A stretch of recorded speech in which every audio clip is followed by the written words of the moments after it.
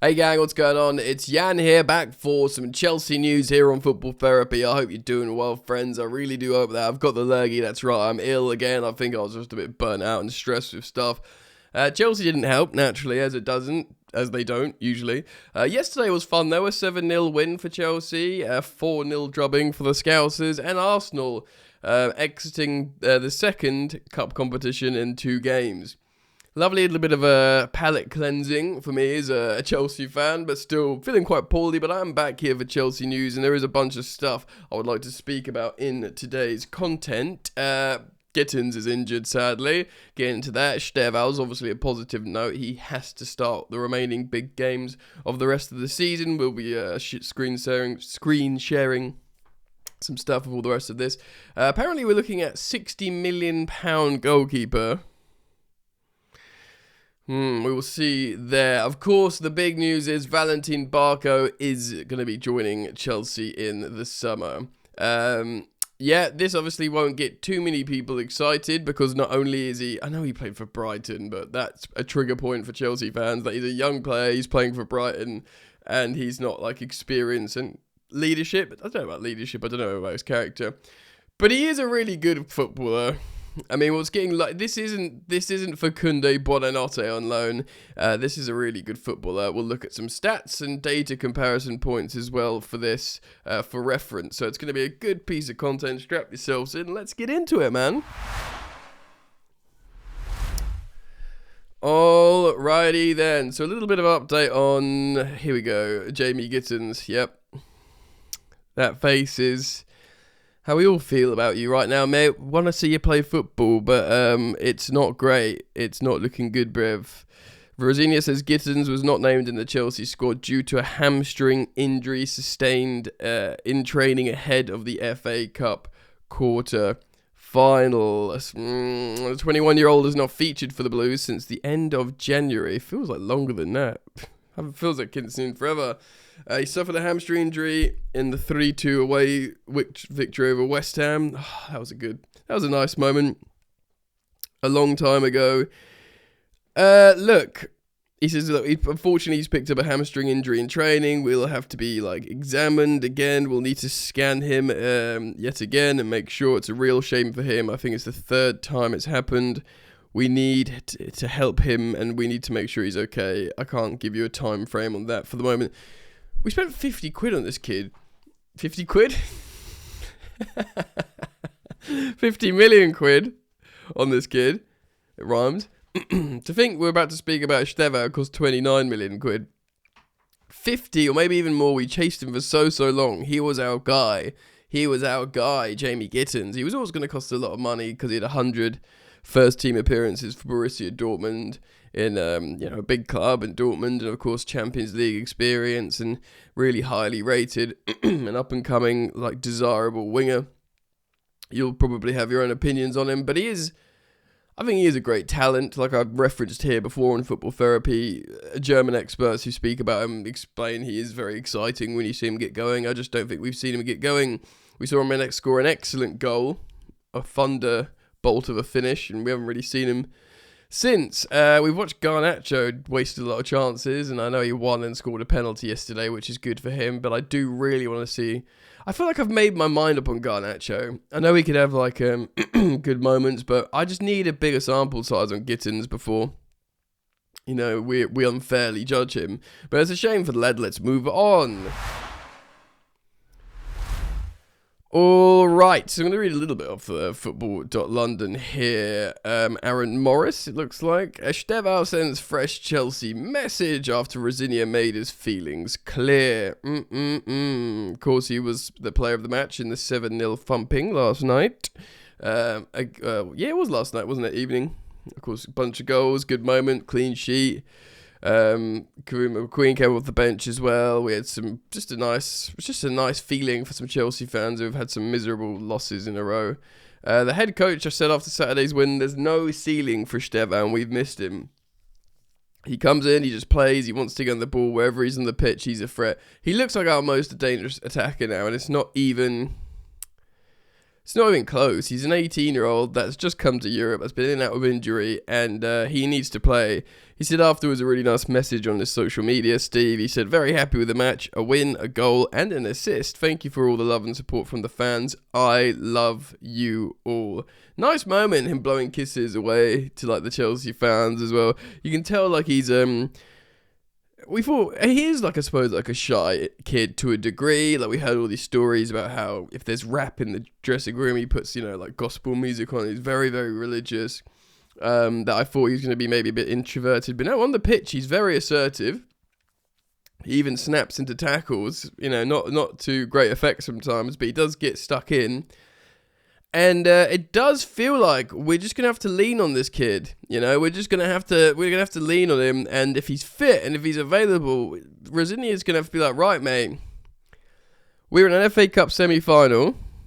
It looks like you'll have no problem at playing at Wembley in terms of the stage, the size of the stage and stuff.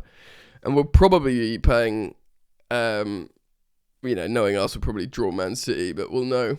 If we get West Ham or Leeds, we'll be favourites to get to the final of the FA Cup. And then if we get to the final of the FA Cup, he will have to lean on Estevao and be like, be our guy. And I cut up Palmer wore the captain's armband yesterday, and that was a nice moment for him. But we're going to really, really lean on Steve. So hopefully he's fit. Hopefully he's good for the run-in, because we're going to need him. We're going to need all the Brazilian boys. You know, João Pedro, Steve, and even Andre, you know, looked quite good yesterday. I know it's against Port Vale, but we need these boys to stumble their way to the top for us and help us finish what could still be a good season. Now, we are going to speak about transfers now. We're going to speak about a goalkeeper and Valentin Barco. First of all, naturally, with all the negative noise around Chelsea Football Club, with the poor run of form before the international break, with Enzo Fernandez, you know, talking about how he wants to go to Madrid and how we'll see about his contract. We've heard briefings since that he is happy at Chelsea. You know, he does want to sign a new contract, and we are assuming that these, you know, misguided interviews and suggestions are for a new contract. Cucurella hadn't improved terms. He's got 2 years left on this deal. They probably will eventually want to give Cucurella a fresh deal with a couple more years extended to get him into, like, you know, 30 or whatever. But Cucurella was a little bit more constructive with his criticism of the hierarchy and how they need to bring better players in. Barco is not that. I mean, he's a quality player, but I think we can all agree that he's not this, like, Premier League leading qualities experience. Of course, we're being linked with Senesi again of Bournemouth, who I'd love, but I'd believe it when I see it. But of course, goalkeepers. Caught offside. Yet again, today, Wayne Versay publishing Chelsea assessing £60 million Robin Roofs amid Liverpool and Man City interest.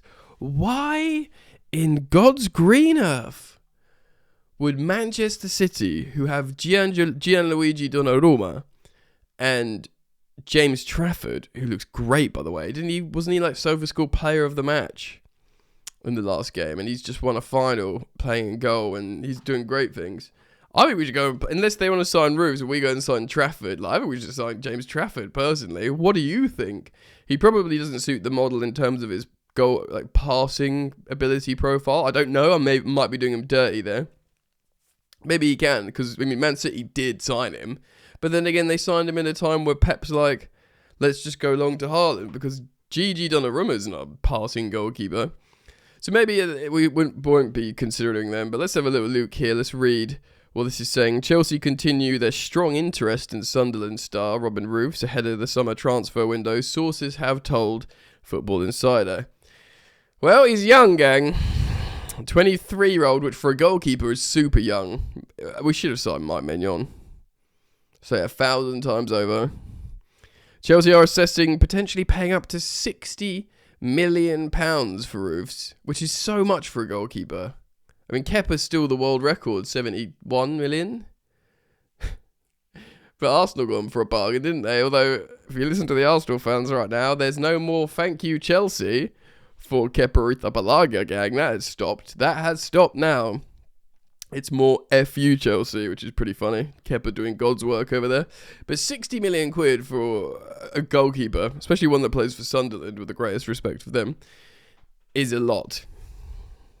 But then again, I'm so scarred by our current goalkeepers that I'd welcome anyone at this point. Can your Nan playing goal? You know, I'm asking genuinely all of you watching. Get her in. If she's still with us, of course. Maybe if she's not. I'm so ill. I've got like tonsillitis, man. I can't make myself laugh. Apparently Liverpool and Man City are keeping tabs on Robin Roofs. Look at this. How good is Robin Roofs? Since moving to the Stadium of Light, he's been a key player for Sunderland. Much of the Black Cats' success this season has been built upon their stubborn backline. Well, that's like the opposite of Chelsea. We have a very accommodating backline. We have the backline of a brothel. As much as this is thanks to the goalkeeper, he makes over 3 saves per 90. That is good, and that is a very strong save percentage. Goals percentage is like prevented is like flat, so he's like not making worldies, I guess. I mean, he is playing for Sunderland as well, who were one of the favourites to go straight back down. A penalty save rate is really good. That's literally 1 in 3, so he's probably faced 3 and saved 1. Which is good. That's good. That's good. And it's a strong save percentage. I mean, at this point, I want like stats like, can he claim crosses? You know, does he come for balls? Can he pass a football? Does he get flustered easily? I quite like the idea that we'd be willing to spend a lot of money on a goalkeeper to get a good one. Is Robin Roofs that guy? I'm not entirely sure, personally. And of course, there is conflicting information about Chelsea's financial ability at the moment. I sign up and pay for about 6 different publications, and the one I don't is The Times, and The Times today published an article saying we got to sell players, we don't have the finances, and we can't compete. And it's quite a damning headline, but sadly it's literally the only one I don't subscribe to, because they rarely upload published Chelsea articles, so I'm not going to pay a yearly subscription to reference 2 articles a year to you guys. You know what I mean? It's pointless, really. But we'll see about the finances. There's conflicting reports and briefings about Chelsea will be very busy this summer, we'll buy a lot of players, we're going to buy senior players. I think a lot of it hangs on if we win, we're definitely not going to win, but if we qualify for the Champions League. And of course certain players might get sold as well, which might accommodate. Yeah, there are some Chelsea players that have value, that might even be playing a lot of football, that some Chelsea fans would be like, yeah, I'm okay with selling him. Make money, make a better team. What did Rosini say? He wanted emotionally stable and mature players. Right, let's move on. The question is Valentin Barco an emotionally stable and mature player? Look at these hashtags. Tour Championship, Happy Easter, Del Boy. Why is Del Boy trending above Gavi? Look, this is my burner account, so this is obviously what I think I'm interested in. Gavi, football, Easter, normal, I guess, Tour Championship, and Del Boy. So only Fools and Horses. Monge 2, one for the teenagers, I suppose. A very funny program. This is Romano. Valentin Barco has said yes to Chelsea move. Personal terms agreed ahead of potential summer transfer. So we already heard this from the Argentinian media, ESPN out there. He's in.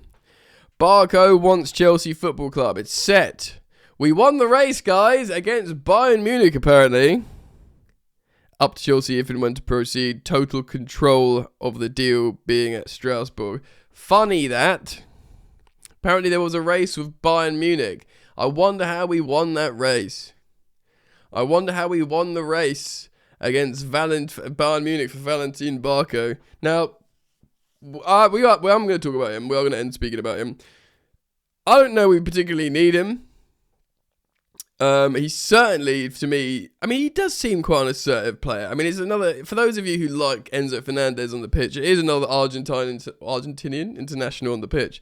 Assertive, mentality. He is young, but he's really good. Like, I was chatting to a few football people about this, and like, even though you don't look at that team and you go, missing Valentin Barco, he is good. He is good. So I'm going to look at some stats now. Here is Data MB Football Insider. Football Insider, no, I'm reading it off another thing. Data MB. This is a comparison here. So there's a spider graph, as you can all see those on the screen, for those of you on YouTube. And of course, you can watch this on Spotify by searching Football Therapy Podcast. Barco is represented by blue. I've pulled 2 Chelsea midfielders out. Santos and Caicedo. So yeah, I wanted to compare the 3 here. As you can see, Santos, really good for duels percentage 1. But Barco's got a very strong shape in terms of progressive passes. He's the best midfielder out of Santos in Lavia for passing forward. He's the best for dribbling the ball, for carrying by some distance. He's the best for key passes by an incredible distance, and best for progressive passes. So he is a sort of play-making, ball-carrying midfielder. He is really, really good. Like he passes the eye test. He really does. His through balls, his key passes. If you watch him play, he's one of those players that you enjoy. Like the best way I could sort of compliment him. He looks like a PSG midfielder. You know, like the Vitinha. He looks like a sort of Vitinha kind of. I'm not saying he's as good as Vitinha. He's probably quite a bit younger than him. I think so. How old is Vitinha actually? Because Vitinha was on loan at Wolves ages ago. But why can't I see his age? He's 26. So he's 26, Vitinha, when Valentin Barco is younger than that. He's 21. So he's 5 years younger than Vitinha. Yeah, man. Look, he is really good, as you've just seen as a comparison there. Let's just do a bit more here. So this is on Understat. I brought up Zubimendi just because I thought, who's like a controlling midfielder for a big team in the Prem? As you can see, apart from goals per 90, Valentin Barco, who, by the way, is playing in Liga 1, but Liga 1, even though the quality is nowhere near the Prem, it's the closest in terms of style of football to the Premier League. Ask any, tactical or statistician or people, they'll say, style of football, that Ligue 1 is the closest to the Prem, even though it's not the same quality, of course. So, Barco blows the ruddy so-and-so off Zubimendi here, but who else could we do? I mean, I suppose Declan Rice is more of a box crashing midfielder than him. Oh, similar. There you go. Very, very similar. So, Declan Rice, who Arsenal fans will tell you is the PFA Player of the Year. Stronger, obviously, goals than 90. But, Barco, the same as assists per 90, expected assists. He's better in the build-up, both XG chain, and he's a better build-up player than Declan. But Declan's slightly better key passes. It just shows you the strength of the player here. Who else could we do? Bernardo Silva plays quite deep for Man City. Bernardo Silva. There you go. Similar. Build up. But even in key passes and assists, Barco's better. I just wanted to show you here.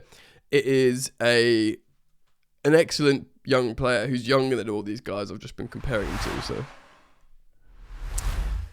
Yeah, man, look, there'll be more briefs, there'll be more nonsense coming out as the days go by with Chelsea going to buy a goalkeeper. Chelsea are going to, keep their best players and sign, players on better contracts like Enzo. Enzo was smiling in the stands, looking all happy at Stamford Bridge yesterday. They made sure they got photos of that, or made sure it was on the broadcast.